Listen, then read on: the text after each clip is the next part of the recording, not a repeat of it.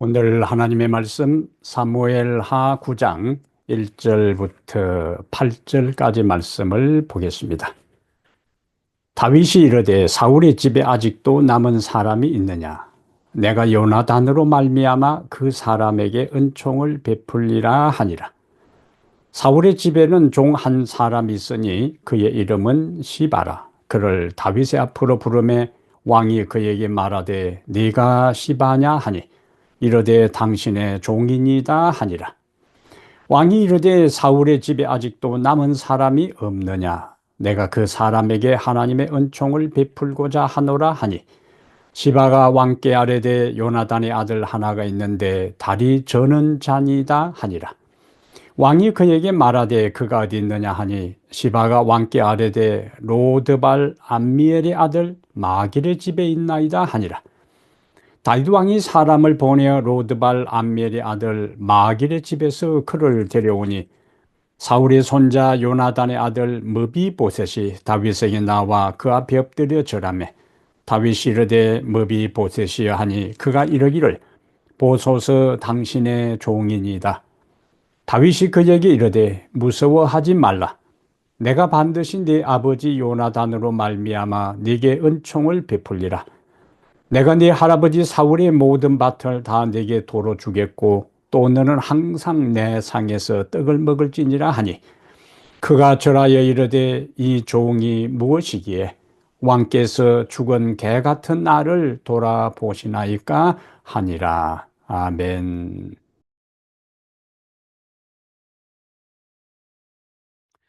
오늘은 사무엘하 9장 1절부터 8절까지를 본문으로 해서 로드발에서 왕궁까지, 로드발에서 왕궁까지 이런 제목으로 하나님 말씀을 함께 나누겠습니다.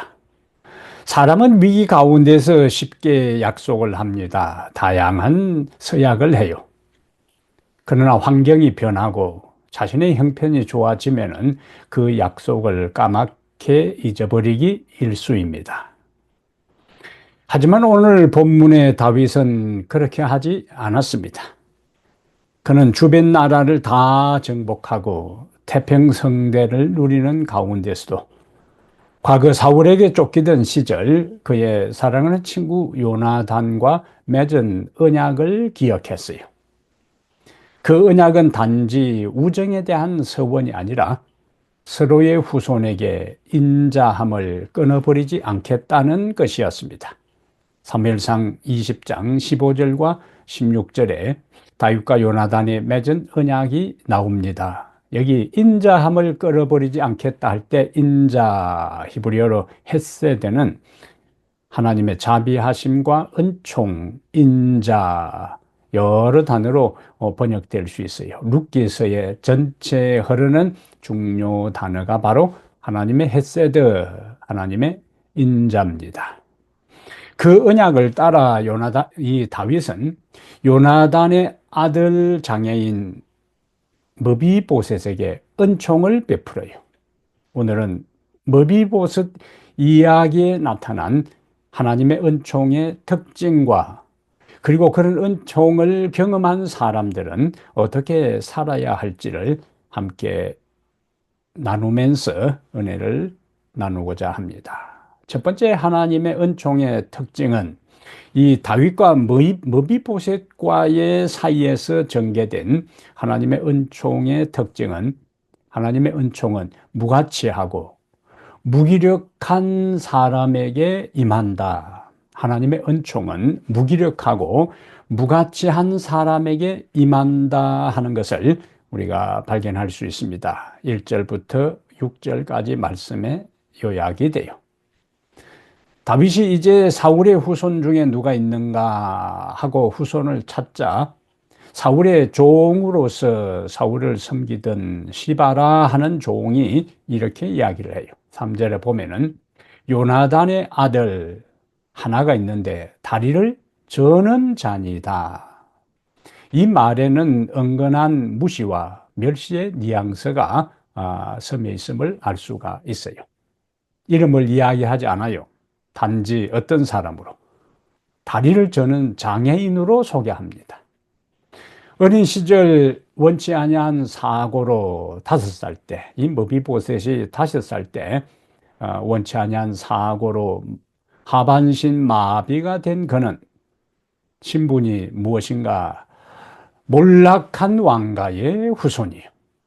그렇기 때문에 자신의 신분을 드러내지 못하고 로드발이라 하는 지역에 숨어 지내고 있었습니다. 이 로드발이라 하는 말은 거칠고 황량한 그런 뜻입니다. 그래서 로드발이라는 것은 이 머비보셋의 삶의 환경과 그의 심정과 그의 모든 현재의 상황을 그 로드발이라는 지명이 함축적으로 보여주고 있어요. 자신의 신분을 드러내지 못합니다.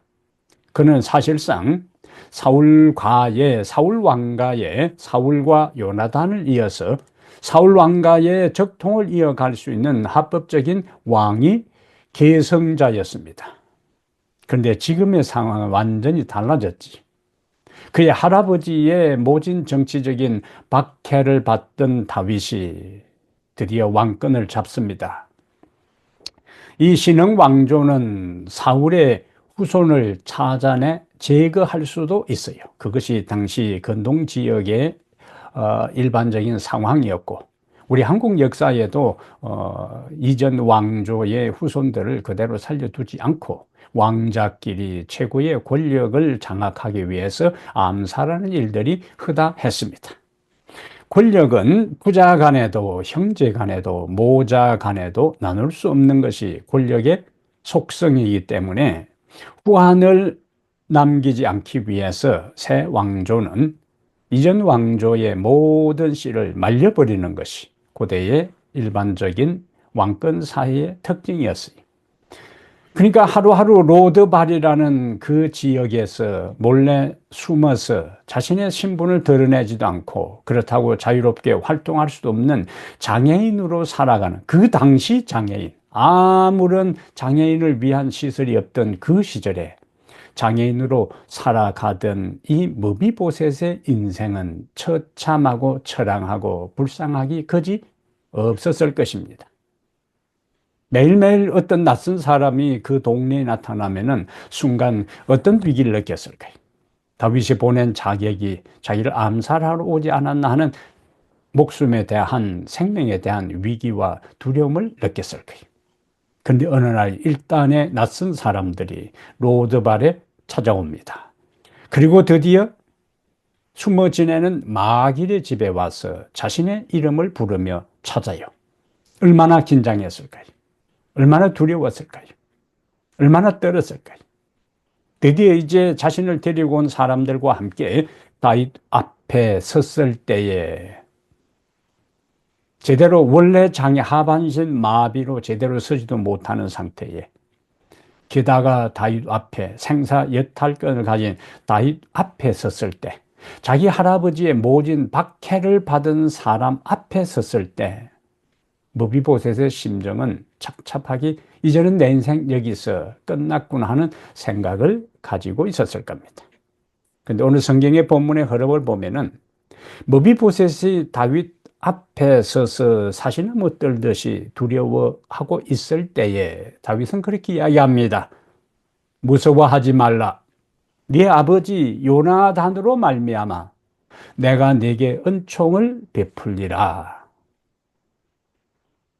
얼마나 그 순간에 마음이 안심되고 이제 살았구나, 이제 죽었구나 하는 상황에서 이제 살았구나, 천국과 지옥을 사지를 오가는 그런 상황에 왕 앞에 끌려와 떨고 있던 그 순간 그의 귀에 들려온 말은 당장 이놈을 끌어내서 처형하라는 대신에 내가 너희 아버지로 인하여 너희에게 은총을 베풀리라는 다정한 음성이었습니다. 사랑하는 여러분, 이 머비보셋은 몰락한 왕가의 후손이었어요. 사울의 손자요 요나단의 아들이었지만은 이제는 이름 없는 자, 힘 없는 자, 하반신 마비의 장애인, 두 다리를 절대라고 성경은 기록하고 있어요. 그는 모든 것을 잃었습니다. 상처투성의 인생이요, 날마다 하루하루 두려움과 공포 속에서 살아가던 그였습니다. 사실 그는 다윗으로부터 아무런 은총을 받을 자격이 없습니다. 그는 다윗에게 충성한 것도 아니고 다윗을 위하여 무슨 일을 한 게 아니요, 전장에 나가서 공을 세운 것도 아니었습니다.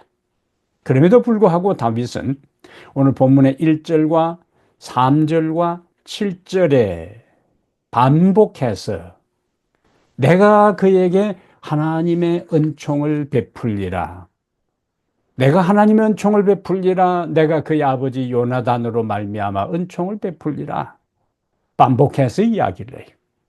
아무런 공도 세우지 않고 아무 자격도 없고 아무런 공로를 세우지 않았음에도 불구하고 은총을 베풀리라. 이것이 바로 성경에서 말하는 하나님의 은혜의 본질입니다. 은혜는, 은총, 헤세드는 받을 자격이 있어서가 아니고 받을 자격이 없음에도 불구하고 베푸시는 하나님 편에서의 절대적인 사랑과 긍휼과 은혜가 바로 헤세드입니다. 헤세드, 은총입니다. 황량하고 거친 곳이라는 의미를 가진 로드발, 이 땅에 숨어 살고 있던 머비보셋, 두려우며 떨며 자신의 신분을 드러내지 못하고 살아가던 그 모습은 어쩌면 오늘 우리 죄인된 우리의 모습일 수 있습니다. 죄와 수치와 두려움에 눌려 하나님을 피해 도망가 있던 아담과 하와를 하나님이 먼저 찾아오셨어요. 아담과 하와를 찾아오셨던 하나님은 4천년의 역사가 지난 다음에 예수 그리스도를 이 땅에 보내셔서 우리를 찾아오셨어요. 예수님은 누가복음 19장 10절에서 인자가 온 것은 잃어버린 자를 찾아 구원하려 함이니라. 머비보셋이 자신이 요나단의 아들이라고, 사울의 손자라고, 우리 할아버지가 잘못한 것을 용서해달라고, 나를 죽이지 말아달라고 자기 스스로 찾아간 게 아니에요. 다윗이 수소문해서 찾아서 그를 불렀어. 내가 은총을 베풀리라고 했습니다. 우리를 향한 하나님의 은총의 모습을, 우리를 향한 예수 그리스도의 자비의 모습을 이 다윗과 머비보셋의 이야기 가운데서 발견할 수가 있어요. 다윗은 그가 왕위에 오른 다음에 잘 나가던 사람, 공을 세운 사람을 먼저 찾지 않았습니다. 머비보셋과 같은 소외되고 가난하고 불쌍한 사람을 먼저 찾은 것은 머비보셋이 어떤 일을 한 것이 아니라 그의 아버지 요나단과의 언약 때문에 그렇게 하신 거예요. 예수님이 이 세상에 오셔서 죄인을 찾으시고 소외된 자를 찾고 외롭고 병든 자를 찾고 가난한 자를 찾고 무지한 자를 찾고 인생길에 지쳐 쓰러진 자를 찾아오신 것도 바로 하나님 편에서의 언약, 하나님의 사랑, 하나님의 은총이었어요. 예수님은 바로 그런 사람들을 찾아오신 것처럼 오늘날도 예수 그리스도는 성령으로 그런 사람을 찾아오십니다. 그러면서 머비보셋에게 하신 말씀, 두려워하지 말라. 내가 너에게 은총을 베풀리라. 내가 너를 회복시키리라 하는 이 은혜의 초청을 우리에게 해주고 있어요. 그러한 은혜의 초청이 있을 때에 주님, 내가 여기 있습니다. 내가 주님 앞에 아무런 내세울 것이 없지만은 주님 편에서의 넘치는 사랑으로 나에게 찾아오셔서 나를 구원해 주신다니까 그 은혜를 제가 받아들입니다. 그 은총을 제가 수용합니다. 겸손히 그 은혜를 받아들이는 성도가 되기를 바랍니다. 하나님께서 우리에게 은총을 베푸시는데요, 무가치하고 무력한 자에게 은총을 베푸시는데 은총을 베푸신 목적이 있습니다. 이유가 있습니다. 두 번째, 오늘 본문의 메시지입니다. 하나님의 은총은 우리를 회복시켜 주신다. 하나님의 은총은 우리를 회복시켜 주신다. 사울의 종 시바는 사울에게 누구 후손이 있느냐라는 다윗의 질문에 대해 요나단의 아들 중에 한 사람이 있는데요, 다리를 저는 자입니다. 사울의 종 시바는 요나단의 아들 이름 머비보셋을 말하는 대신에 다리를 저는 자라고 이야기했어요.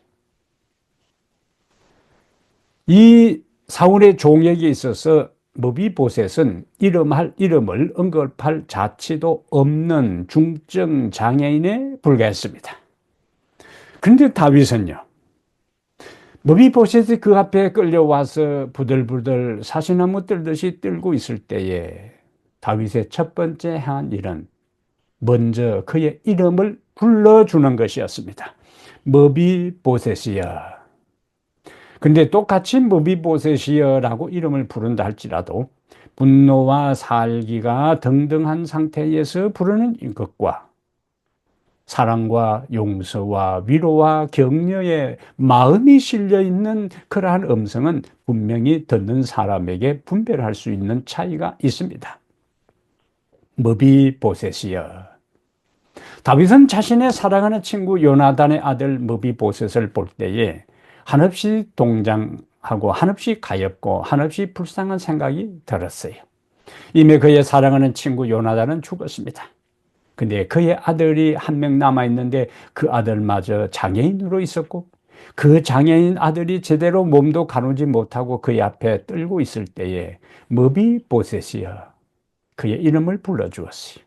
그를 안심시켜 준 것입니다. 그의 존재를 인정해 준 거예요. 히브리인들은 이름을 그 존재와 동일시 했습니다.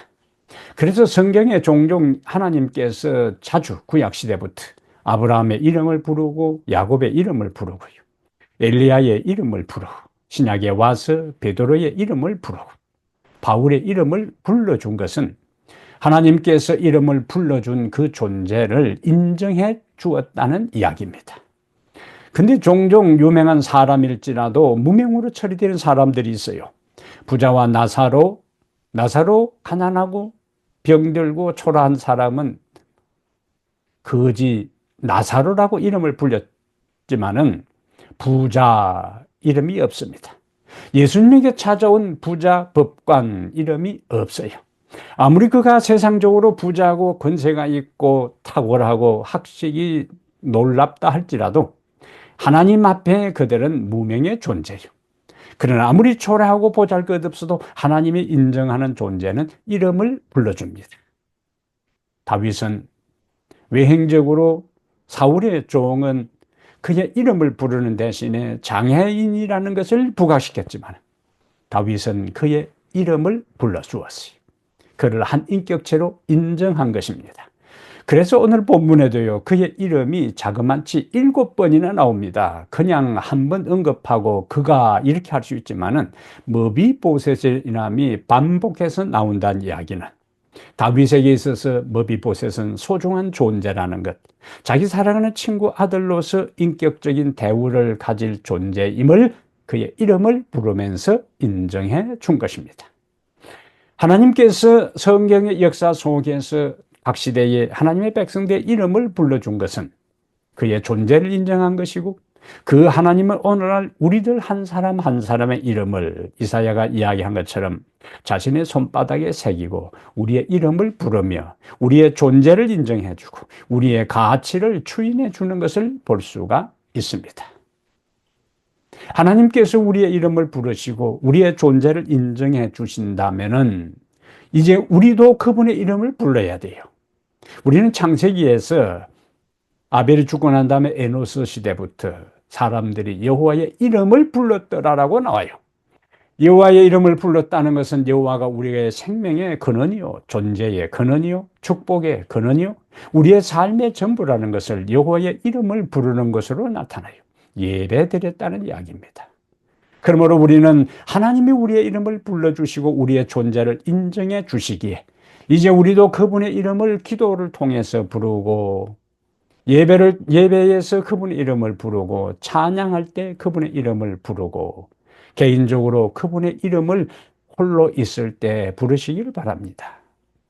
그러면 예수님께서 이 세상에 재림하실 때에 그분은 평소에 그분의 이름을 부르고 그분의 존재를 인정하고 그분이 자신의 삶의 전부라고 고백한 자들의 이름을 부르고 부활시키시고 이름을 부르시고 하늘에 갈 그 모든 구원받은 무리들 속에 포함시켜서 하늘로 데려가실 것입니다.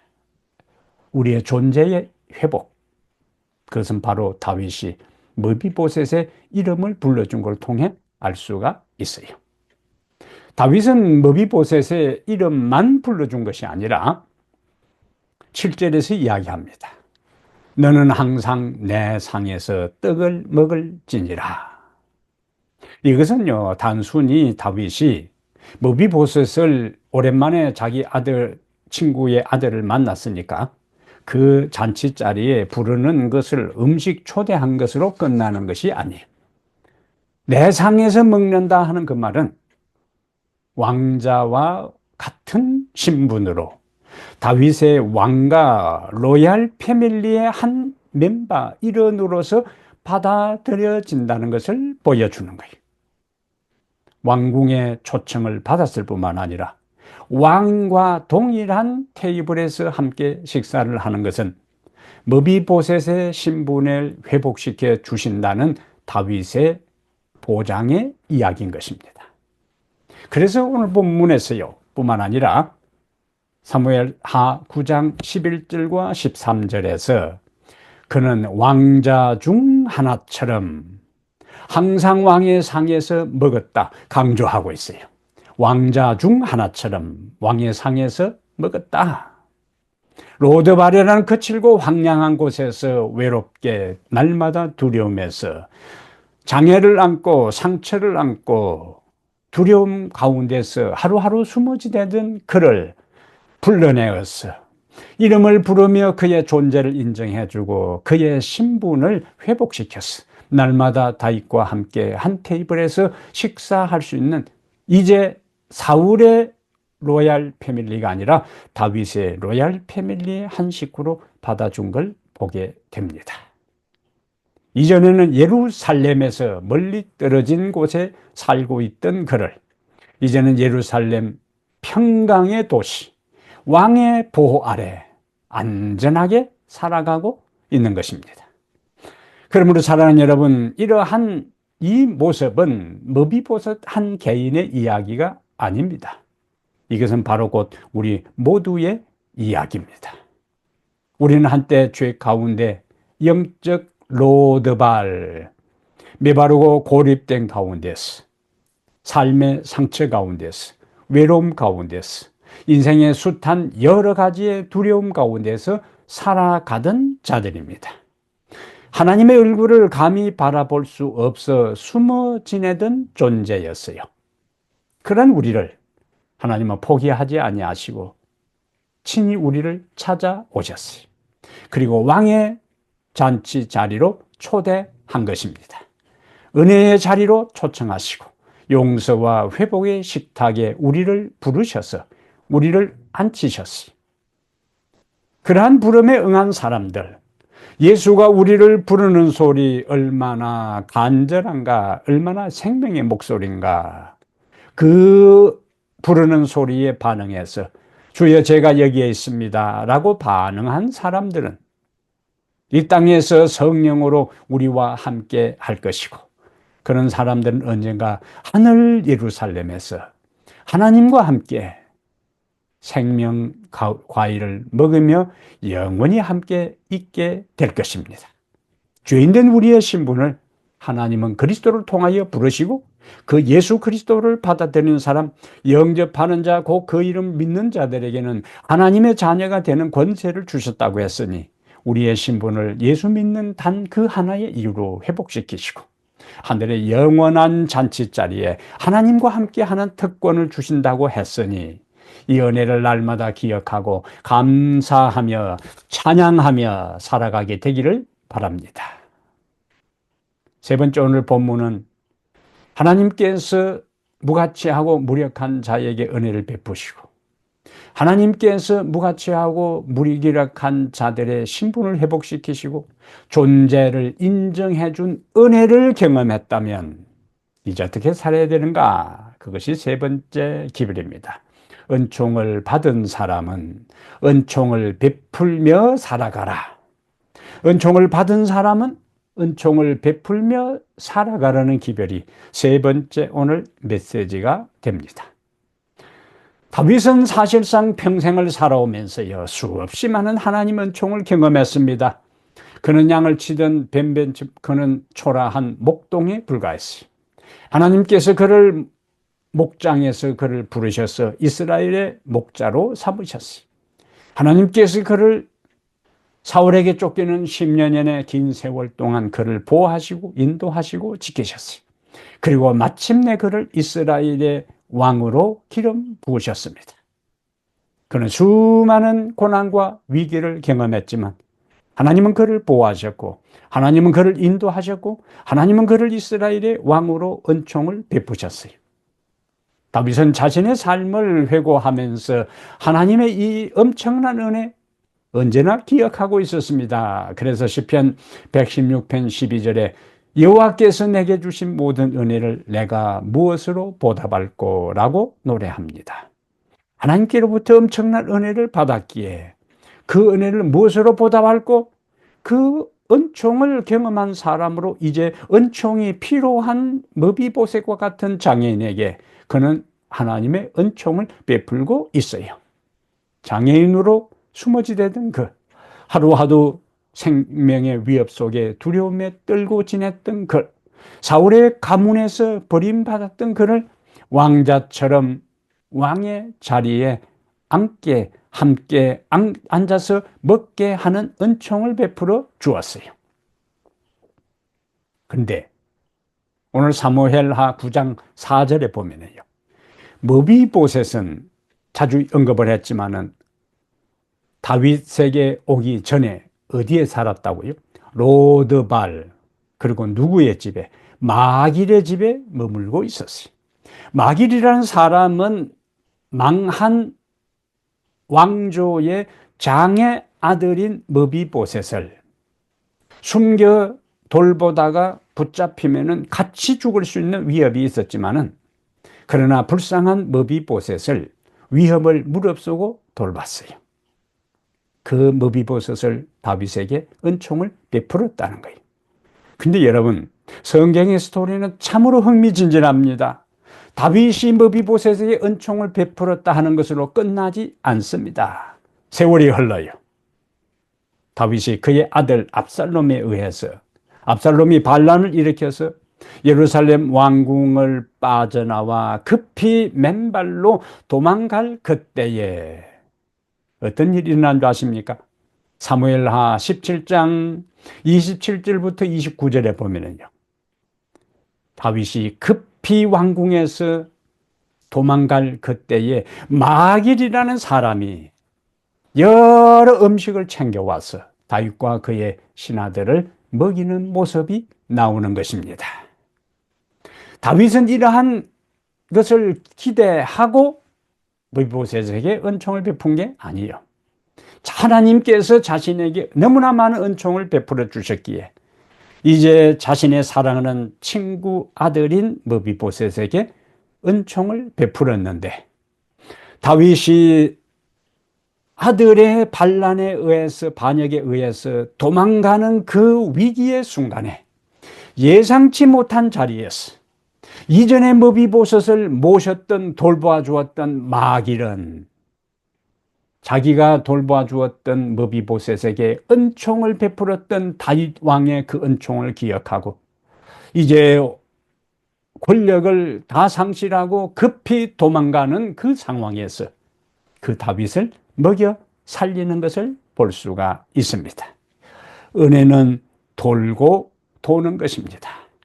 다른 사람을 비난하고 다른 사람을 박대하고 다른 사람에게 모질게 대하고 다른 사람을 이렇게 한 사람은 언젠가는 자기도 당하게 되어 있어요. 세상은 돌고 돕니다. 그러나 다른 사람에게 베풀고 사랑을 나누고 격려하고 위로하면은 언젠가는 전혀 기대하지 않은 상황에, 상상지도 못한 상황에 내가 도움을 받습니다. 그것이 하늘의 원리입니다. 그것이 성경의 가르침입니다. 다윗이 가장 불행하고 불쌍한 머비보셋에게 은총을 베풀었을 때 그 머비보셋을 돌보아줬던 마길에게 왕이 도움을 받을 줄 누가 상상이나 했겠어요. 그러나 인생 만사 모릅니다. 자신의 운명이 어떻게 될지 몰라요. 항상 잘 나가는 것도 아니고 항상 힘들게 인생을 사는 것도 아닙니다. 그러므로 인생에 망가지고 힘든 가운데에서도 희망을 잃지 말아야 되고, 자신이 다른 사람의 도움 절대 필요 없이 어느 누구도 자신에게 도전할 수 없다고 힘을 발휘하고 그것을 낭비하고 함부로 그것을 가지고 칼을 휘둘러서도 안 되는 것입니다. 겸손해야 돼요. 희망을 잃지 말아야 됩니다. 다윗의 이야기는 바로 그것을 우리에게 보여주고 있어요. 이제 우리는 하나님 앞에 결단할 시간입니다. 머비보셋처럼 우리도 연약하고 무가치한 존재였어요. 주님이 우리에게 찾아오셨어요. 아담아 네가 어디 있느냐라고 그의 이름을 부르고 찾아오셨던 하나님은 예수 그리스도를 보내셔서 이 세상에 하나님을 등지고 살아가는 인생들을 부르시고 우리를 부르시고 우리를 구원하시고 우리의 존재 가치를 인정하시고 하나님의 자녀로 신분을 격상시켜 주셨어요. 이러한 은혜를 경험한 우리들은 이제 다른 사람에게 은혜를 베풀어야 하는 것입니다. 하나님의 은총과 은혜가 우리에게서 이제는 다른 사람에게 흘러가야 하는 것입니다. 그때에 그 은혜는 우리를 살리고 다른 사람도 살릴 수 있게 될 것입니다. 주여, 그 은혜를 기억하며 은혜를 받은 사람으로서 합당하게 살아가게 해 주십시오. 이 고백이 이 시간 여러분과 저의 고백과 결심이 되기를 간절히 바랍니다. 하나님 우리 아버지, 우리에게 한없는 은혜를 베풀어 주셨사오니 감사합니다. 이제 그 은혜를 받은 사람으로서 하나님 앞에 감사하며 주의 이름을 부르며 주께 경배하며 살게 해 주시옵소서. 이제 그 은총을 경험한 사람으로서 아직도 하나님의 은총이 필요한 사람들에게 우리가 받은 은혜를 흘려보내는, 다른 사람을 살리는 거룩한 삶이 우리 모두의 삶이 되게 하여 주시옵소서. 우리 주 예수님 이름으로 기도합니다. 아멘.